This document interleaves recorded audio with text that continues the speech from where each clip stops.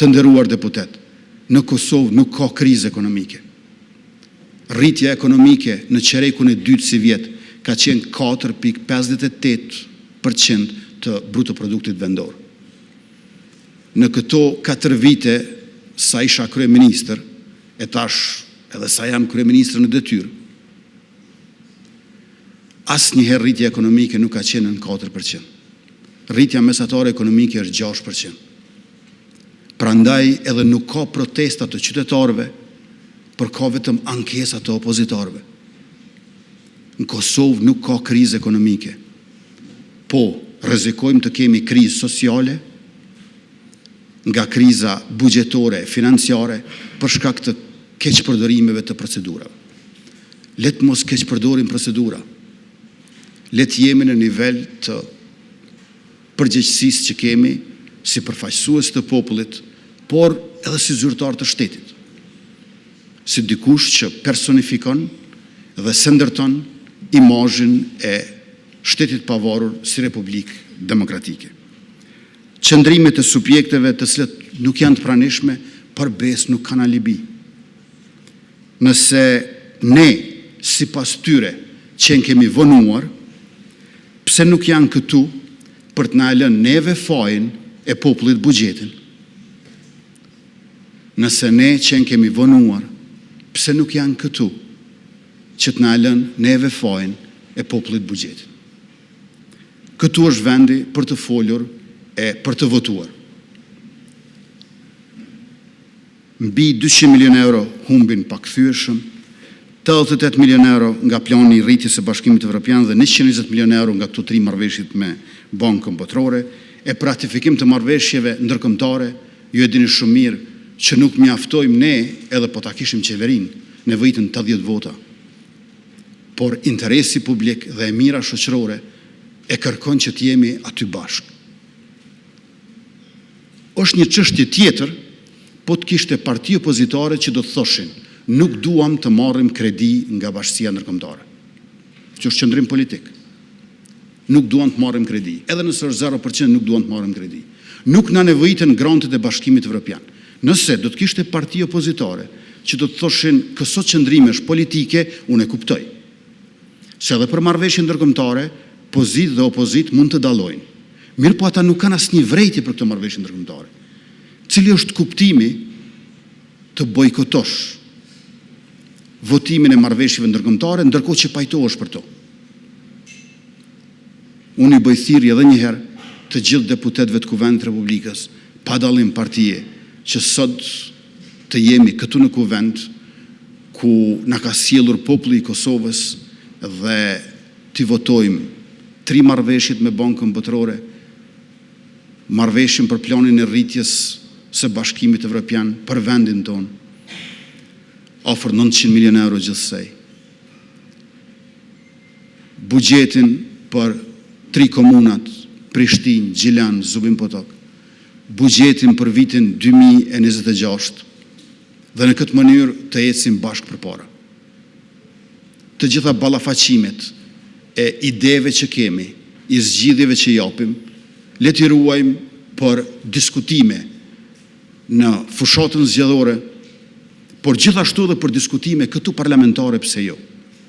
Mirë po, kjo seancë nuk është thjesht një zgjedhje, është një domosdoshmëri, edhe më shumë se nevojë, nëse duam të jemi ashtu siç na kanë zgjedhur, pra përfaqësues të popullit të Kosovës si burim sovraniteti i shtetit tonë të dashur e të përbashkët.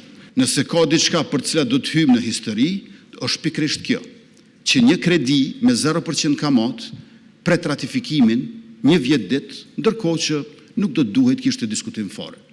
Sepse një kredi të këtill, po e ritheksoj, do ta kishte lakmi secili shtet i botës në çdo kohë. Dhe nëse nuk ratifikohet në këtë seancë, e vendi shkon në zgjedhje, atëherë këto mjete, pra 90 milion euro, për të cilët ne si qeveri kemi punuar e jemi angazhuar shumë, do të humbin, sepse ka shumë shtete tjera që e presin me krah të hapur një financim të këtillë. Ngjajshëm edhe 2 marrëveshjet për financim të projekteve. Në arsim parashihet investimin qerë dhe treja, kurse në shëndetësi parashihet ndërtimi i sistemit informativ shëndetësor, që është parakush për funksionalizimin e sigurimit shëndetësor. Nëse këto 2 marrëveshje nuk miratohen sot nga kuvendi, atëherë edhe mjetet për këto 2 projekte do të humben dhe do të shkaktohen vonesa të pakthyeshme në ndërtim të qerdheve për fëmijë, si dhe në zbatim të sigurimeve shëndetësore. Mëtej, ju e dini që në mbledhjen e 273 të Qeverisë së Republikës së Kosovës kemi miratuar buxhetin për vitin 2026.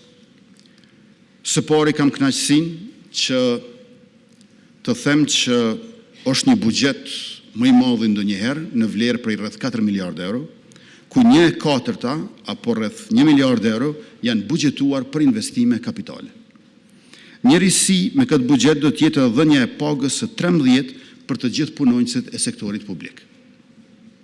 Pra kushdo që punon 12 muaj në sektorin publik me qeverinë që ka sjellur buxhetin për vitin 2026, në fund të vitit do të mund përfitoj edhe pagën e 13. Gjithashtu, është i përfshirë edhe zbatimi i rritjes së pagës bazë me 0.5% për çdo vit përvojë pune, për dallim prej asaj që kemi pasur më herët, ku në 15 vitet e para të përvojës së punës zbatohej rritja për gjysmë më e vogël apo vetëm 0.25% për çdo vit përvojë pune. Kjo përkthehet në rritje shtesë për pagën e secilit që punon në sektorin publik, varësisht nga vitet e përvojës së punës. Buxheti që kemi sjellur në kuvend për vitin 2026 përfshin edhe rritjen e pensioneve, shtesave për fëmijë, shtesave për lehona, pagesave për tri dhe gratë që angazhohen nga superpuna, kompletimi i reformës asistencës sociale e shumë të tjera mbështetje për familjet onë mban Kosovës, pa dallim komune apo komuniteti. Me këtë buxhet rritet mbështetja për barëna esenciale, por rritet gjithashtu dhe mbështetja për kulturën dhe për sportin. Rritet mbështetja për ndërmarrësit për sektorin privat dhe për bujqet, por rritet edhe buxheti për investime në infrastrukturë publike.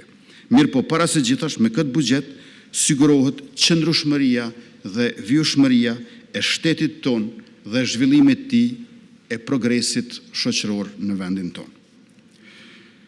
Radio Televizioni i Kosovës gjithashtu është në renditje sot. RTK-ja është institucion publik i themeluar nga kuvendi. Dhe kuvendi është përgjegjës për financimin e Radio Televizionit të Kosovës. Buxheti për Radio Televizionin e Kosovës madje as nuk varet nga qeveria.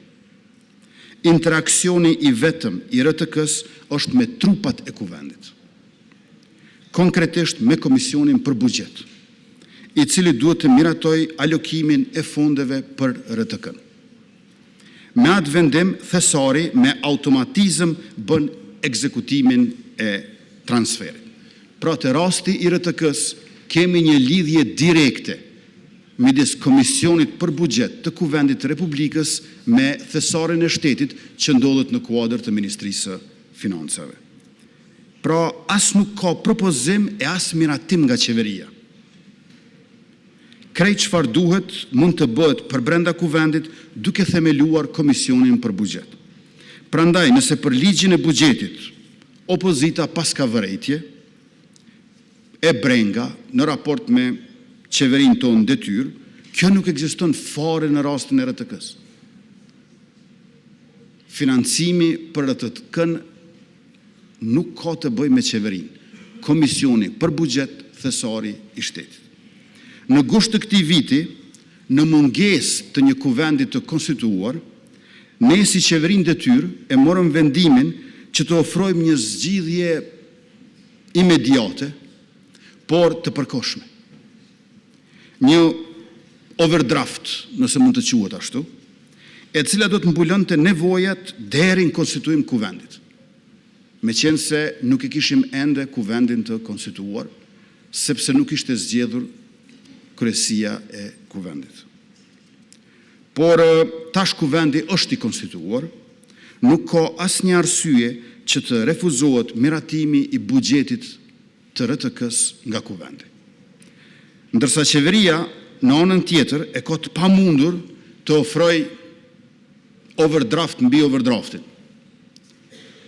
Kur vetë themeluesi Radio Televizionit Kosovës, që është Kuvendi i Republikës, refuzon të alokoj buxhetin.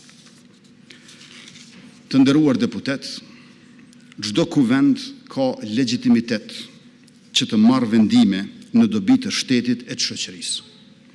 Legaliteti vlen për të mbështetur legjitimitetin që kuvendit i buron nga populli. E drejta duhet edhe të ketë efekt në shoqëri. Nuk mjafton të jetë letër procedurash. Demokracia një mend është edhe procedurë, por procedurë për t'i bërë mirë shtetit dhe shoqërisë, jo për t'a blokuar vetën apo për t'a pamundsuar dhënien e së mirës.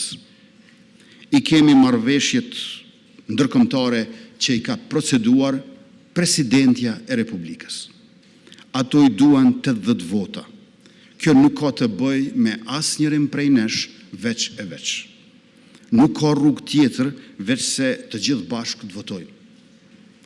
Buxhetet e komunave 2025 duhet gjithashtu të votohen që të bëhen pagesat dhe të lahen borxhet. 3 komunat Kosovës, Prishtina, Gjilani dhe Zubin Potoku, të nderuar deputet dhe ju të tjerë të pranishëm, po operojnë çdo muaj me 1/12 e buxhetit të vitit 2024. Merrni me mend, jemi në prag të vitit 2026 e këto 3 komuna operojnë me 1/12 e buxhetit vitit 2024. Pse të vazhdoj ky kufizim e ky pengim i tyre për projektet e tyre, për qytetarët e tyre e tonë. Buxheti i vitit 2026 që ka propozuar Qeveria e Republikës Kosovës, që është miratuar në mbledhjen tonë, është tejet i rëndësishëm sepse duhet që janari t'i gjejë të gjithë me paga e me rritjet e merituara të cilat burojnë nga rritja ekonomike.